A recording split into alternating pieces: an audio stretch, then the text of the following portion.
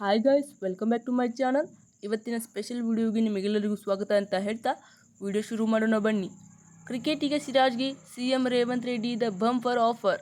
T20 ವಿಶ್ವಕಪ್ ವಿಜೇತ Bharat cricket ತಂಡದ ಸದಸ್ಯ ಮೊಹಮ್ಮದ್ ಸಿರಾಜ್ಗೆ ತೆಲಂಗಾಣ ಮುಖ್ಯಮಂತ್ರಿ ರೇವಂತ್ ರೆಡ್ಡಿ ಜಮೀನು ಮತ್ತು ಸರ್ಕಾರಿ ಹುದ್ದೆ ನೀಡುವುದಾಗಿ ಘೋಷಿಸಿದ್ದಾರೆ.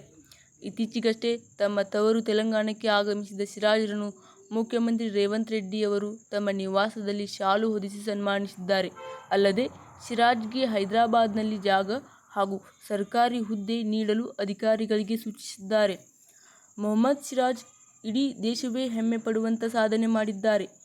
ಅವರು ನಮ್ಮ ತೆಲಂಗಾಣದವರು ಎನ್ನುವುದು ನಮಗೆ ಹೆಮ್ಮೆ. ತೆಲಂಗಾಣ ಮುಖ್ಯಮಂತ್ರಿ ರೇವಂತ್ ರೆಡ್ಡಿ ಬಲಗೈ ವೇಗಿಯನ್ನು ಸನ್ಮಾನಿಸಿದರು. ಇದೇ ವೇಳೆ ಸಿರಾಜ್ ಭಾರತದ ಜರ್ಸಿಯನ್ನು ಮುಖ್ಯಮಂತ್ರಿಗೆ ಉಡುಗೊರೆಯಾಗಿ ನೀಡಿದ್ದಾರೆ.